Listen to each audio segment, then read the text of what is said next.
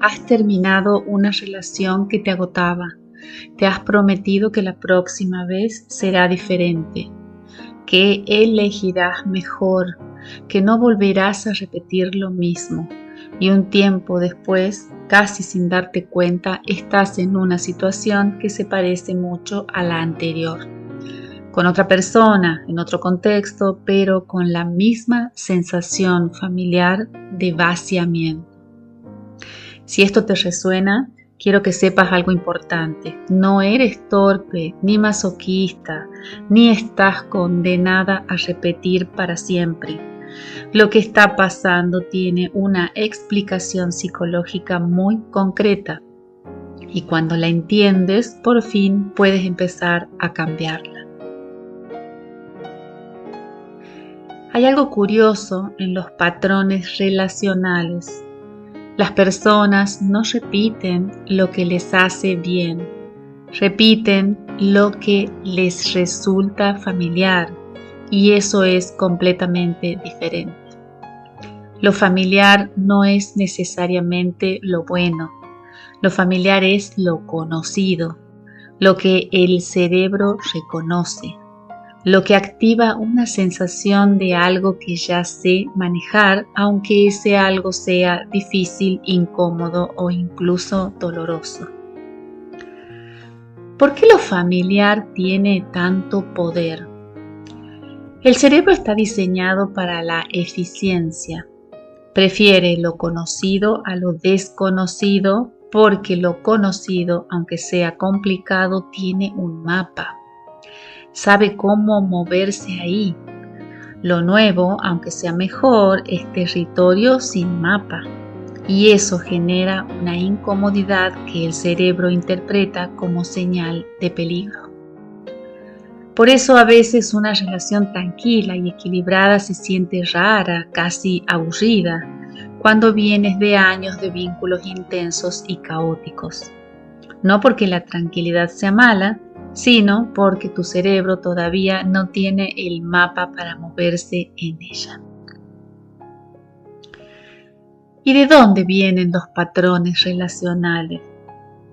Los patrones relacionales se instalan principalmente en la infancia a través de los vínculos con las figuras de apego más importantes, habitualmente los padres o quienes hicieron ese papel. Esas relaciones primeras le enseñan al cerebro qué es una relación, cómo funciona el amor, qué hay que hacer para recibir afecto y cuánto dolor es normal en el vínculo. Si esas relaciones tempranas fueron equilibradas, cálidas y seguras, el cerebro aprende que el amor es seguro y que no hay que ganárselo constantemente. Si fueron inconsistentes, exigentes o emocionalmente distantes, el cerebro aprende algo diferente, que el amor requiere esfuerzo constante, que nunca es del todo seguro, que hay que estar siempre alerta. Y esos aprendizajes no se quedan en la infancia. Viajan con nosotras a todas las relaciones que construimos de adultas.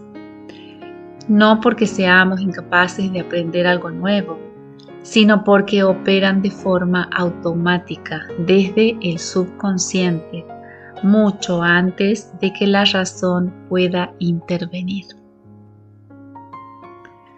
Ahora vamos a ver los 3 patrones relacionales más comunes que agotan.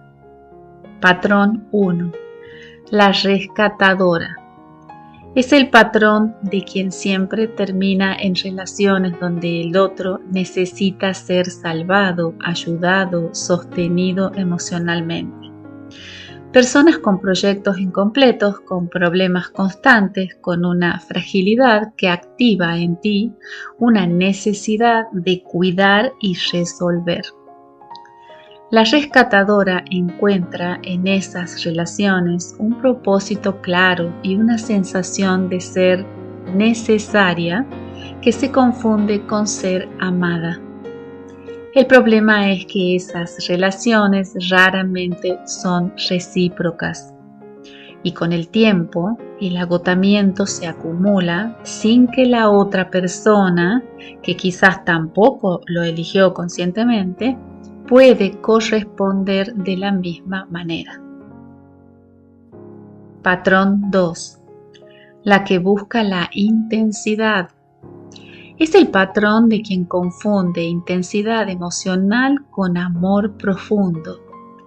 Las relaciones tranquilas se sienten planas, sin chispa. Las que tienen altibajos, tensión y reconciliaciones apasionadas se sienten más reales, más vivas. Ese patrón suele tener raíces en vínculos tempranos donde el amor fue inconsistente, momentos de mucha cercanía alternados con distancia o frialdad.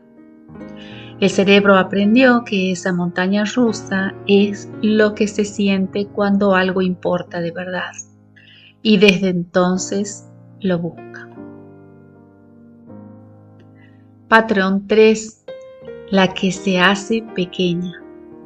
Es el patrón de quien en las relaciones tiende a minimizarse, a ceder siempre, a ocupar menos espacio del que le corresponde. Elige personas que de alguna forma confirman esa imagen de que sus necesidades son secundarias, que su presencia no es tan importante, que hay que ganarse el afecto constantemente. Este patrón suele venir de experiencias donde ser vista o expresar necesidades tuvo consecuencias negativas y se perpetúa en relaciones donde esa dinámica se repite, porque aunque duele, resulta familiar. ¿Cómo empieza a cambiar el patrón? Cambiar un patrón relacional no empieza por encontrar a la persona correcta. Empieza por entender qué estás buscando en las relaciones y por qué. Empieza por hacerte preguntas que quizás llevas tiempo evitando. ¿Qué me aporta esta dinámica aunque me agote?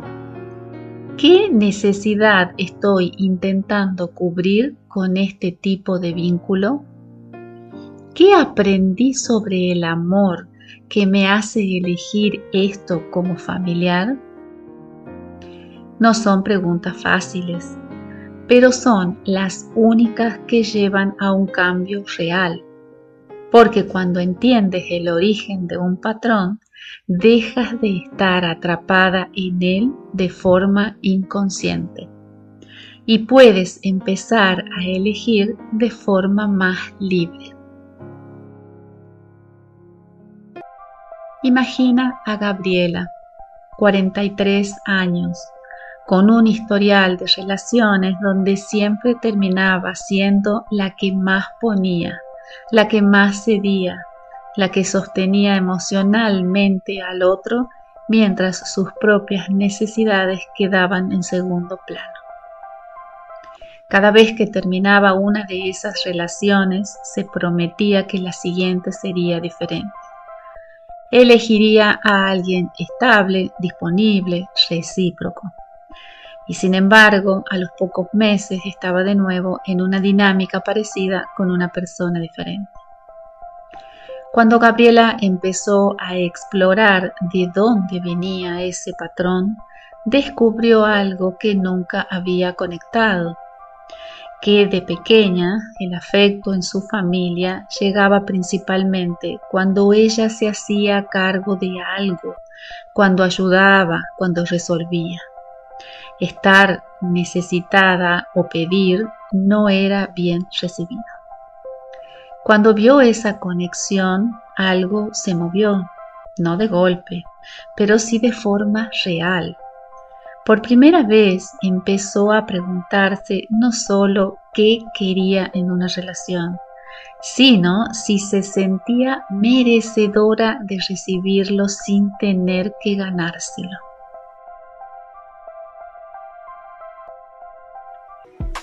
¿Qué puedes hacer esta semana para empezar a entender tu propio patrón? Ejercicio 1. El mapa de tus relaciones.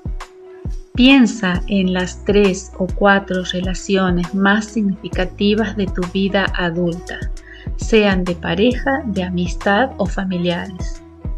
Escribe una palabra que describa cómo te sentías en cada una. ¿Hay un patrón? ¿Hay una sensación que se repite? Esa repetición es información muy valiosa sobre lo que tu cerebro considera familiar en los vínculos. Ejercicio 2. La pregunta del origen. Toma la sensación más repetida que encontraste en el ejercicio anterior y pregúntate, ¿dónde aprendí que esto es lo que se siente en una relación? No para culpar a alguien, sino para trazar el hilo desde el presente hasta donde empezó. Muchas veces ese hilo lleva a un lugar mucho más antiguo de lo que esperabas. Ejercicio 3.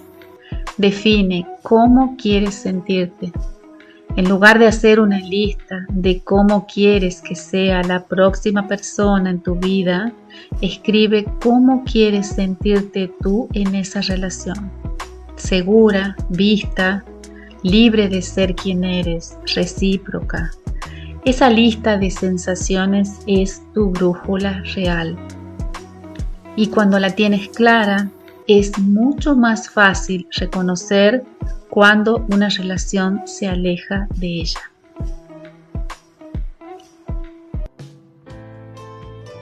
No elegiste repetir esos patrones de forma consciente. Los aprendiste en un momento en que no tenías otra opción. Y haberlos repetido no dice nada malo de ti. Dice que fuiste fiel a lo único que conocías. Pero ahora conoces más y eso cambia todo, porque cuando entiendes por qué eliges lo que eliges, por primera vez tienes la posibilidad de elegir diferente, no desde el miedo a repetir, sino desde la claridad de saber lo que realmente quieres y lo que mereces. Y mereces relaciones que te llenen, que te hagan más, no menos, que sean un lugar donde puedas ser quien eres sin tener que ganarte el derecho a estar ahí.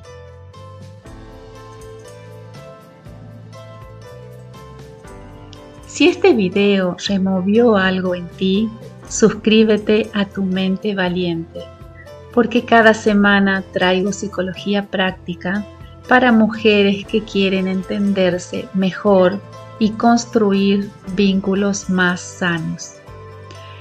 Y cuéntame en los comentarios, ¿te has reconocido en alguno de los 3 patrones que vimos hoy? Me interesa mucho leerte.